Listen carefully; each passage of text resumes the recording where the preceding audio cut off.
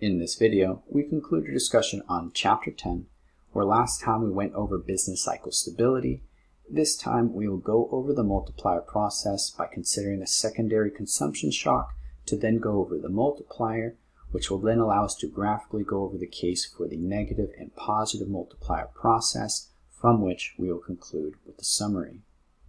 With all this in mind, beginning with the secondary consumption shock, in our discussion of business cycle stability, we concluded that business cycles were not stable in the short run due to sticky prices, that is, the inability for prices or wages to respond to change, which we attributed to agents in the economy being in contracts where throughout the life of these contracts, prices or wages were unable to change. This contrasted with our view of the economy in the long run, in which we concluded that business cycles were stable due to flexible prices, that is, the ability for prices or wages to respond to change, in which if there was a sufficient amount of time that passes, the contracts that agents are in will expire, which will allow them to renegotiate their prices or wages. And in this discussion,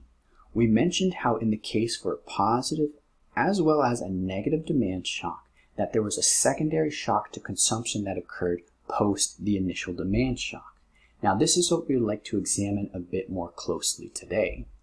where to observe the effects of this secondary demand shock to consumption, let us recall our equations for the GDP decomposition as well as consumption function, in which the GDP decomposition is GDP is equal to the sum of consumption, investment, government expenditures, and net exports, while consumption is equal to the sum of autonomous consumption plus income-dependent consumption, where if we were to substitute consumption into the GDP decomposition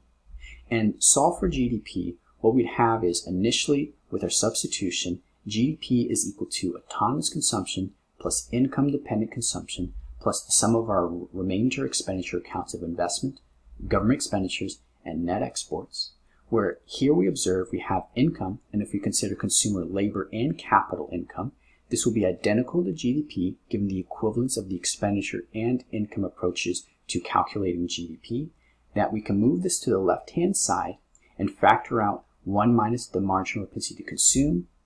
which will leave GDP scaled by that 1 minus the marginal propensity to consume. And then on the right-hand side, what we'll have is we'll have autonomous consumption plus investments, government expenditures, and net exports, where now dividing through by this 1 minus the marginal propensity to consume term, on the right-hand side, we have this term of 1 minus, or 1 over 1 minus the marginal propensity to consume, scaled by a remainder expenditure accounts of autonomous consumption, investment, government expenditures, and net exports, which will equal GDP. Now, in this equation, what we found is on the right-hand side, this initial term on the right is going to be referred to as the multiplier. It is 1 over 1 minus the marginal propensity to consume, which is identical to 1 over the marginal propensity to save. And in terms of definition, it's the multiple in which an initial change in spending will alter total expenditures after all spending cycles. And the second term on our right-hand side is going to be the sources of our initial demand shocks in terms of autonomous consumption, investment, government expenditures, or net exports. Or in terms of shocks, this means that the cumulative effect of a demand shock is going to be the multiplier scaled by an initial change in one of these accounts, where this then means in terms of decomposing this,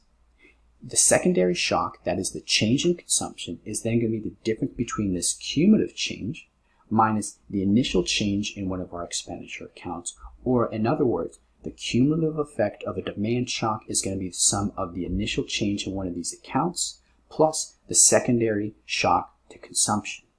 So then with this decomposition in place, let us now graphically go over it in terms of the negative and positive case, in which we will begin with the negative multiplier process given a negative demand shock to an economy in a long-run equilibrium. So let us suppose that we have an economy initially in a long-run equilibrium at point A, at potential real GDP, and the targeted price level. If a negative demand shock were to occur, there is an initial change decreasing aggregate demand due to a decrease in expenditures, or with the decrease in expenditures, This means aggregate demand shifts to the left from AD to AD1. We're holding the price level fixed. Aggregate demand is now at point B in terms of AD1, where aggregate demand is at a Y1 level of real GDP, where short-run aggregate supply is at potential real GDP Y star, where the initial effect of this demand shock then can be captured by the decline of Y1 minus Y star. And we see that this economy is initially in a surplus state, or that there's an excess of inventories in the product markets of this economy, where with excess inventories, this means firms have less incentive to produce more goods and services. By producing less, that means they need to use less labor. By using less labor, that means layoffs occur. With layoffs occurring, that means unemployment, where with unemployment, this is a decline in consumer income. With a decline in consumer income, this then means a decline in consumption. If consumption declines, this means a further decline in aggregate demand, where with a further decline in aggregate demand, this means a greater amount of excess inventories. With a greater amount of excess inventories, this means cutting back more on production, meaning less labor, more layoffs, more unemployment, meaning a further decline in income. With a further decline in income, a further decline in consumption. And this process repeats itself an n amount of times until consumption no longer decreases, where with this overall decline in consumption, this can be captured with a secondary shift in the aggregate demand curve going from AD1 to AD2. We're holding the price level fixed at P star. Aggregate demand in the economy is now at a Y2 level, where in terms of capturing this change in consumption due to this multiplier process, this is going to be the decline caused by the difference between Y2 and Y1. So now we have our initial change and our secondary change in consumption from this multiplier process. Using our equation from the last slide, this then means that our cumulative change is going to be the sum of the initial demand shock, so that decline from Y1 minus Y star, plus the change in consumption that was caused by the difference between Y2 and Y1, or that our cumulative effect of the demand shock is going to be the sum of the two, or the difference between Y2 and Y star. So then after this cumulative effect is realized, this economy then adjusts to the new short-run equilibrium at point D, in which there's a Y1 amount of real GDP at the price level P1, where so long as prices are sticky, this is where this economy will remain, and we see that the outcome of this economy is worse than we initially thought due to this secondary shock to consumption.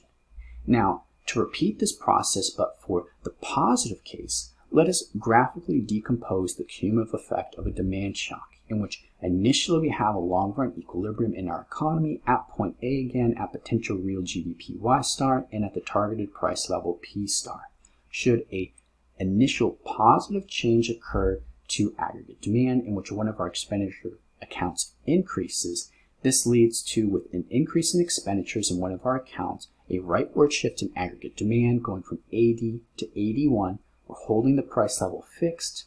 This means aggregate demand is at point B, where demand is at a Y1 amount of real GDP. And in terms of this initial change, this effect can be captured by the increase as the difference between Y1 and Y star. And in terms of this economy, with demand being greater than supply at point A on the short-run aggregate supply curve, there is insufficient amount of inventories in this economy, or that there's a shortage state, where with insufficient inventories, this provides incentives for firms to produce more goods and services. By producing more goods and services, this means using more labor, where with more labor, this then means more employment, where this means more income, where with more income to consumers, this means a greater amount of consumption, where with a greater amount of consumption, this means more expenditures in product markets, meaning an increase in aggregate demand. With an increase in aggregate demand, this means a greater amount of insufficient inventory show up, providing a greater amount of incentives for firms to produce even more, which means increasing their labor. By increasing labor, this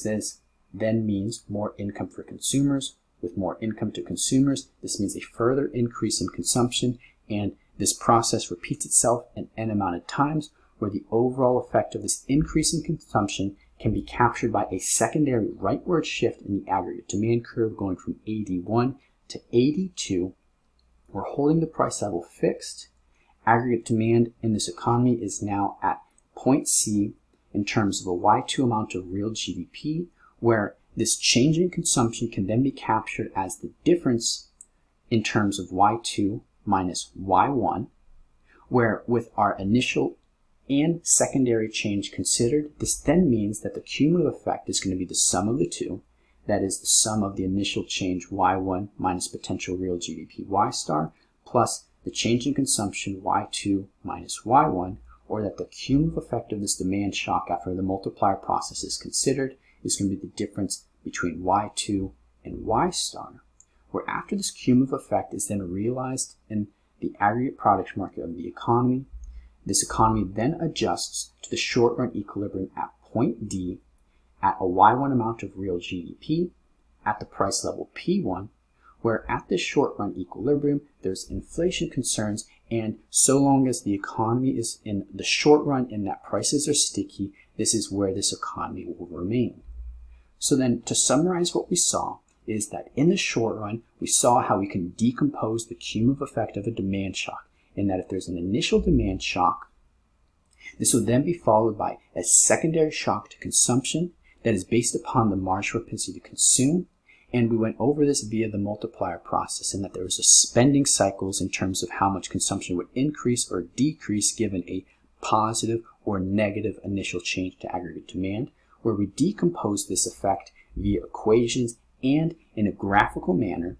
where the cumulative effect is considered and adjustment to a short-run equilibrium occurs, and so long as the economy is in the short run and prices are sticky, this is where it will remain. Whereas if we wait a sufficient amount of time to where prices become flexible, the economy can adjust to full employment labor, that is to potential real GDP, and to a point potentially where price stability holds. So then, with all this in mind, where we'll pick up next time is by developing the role for policy in an economy.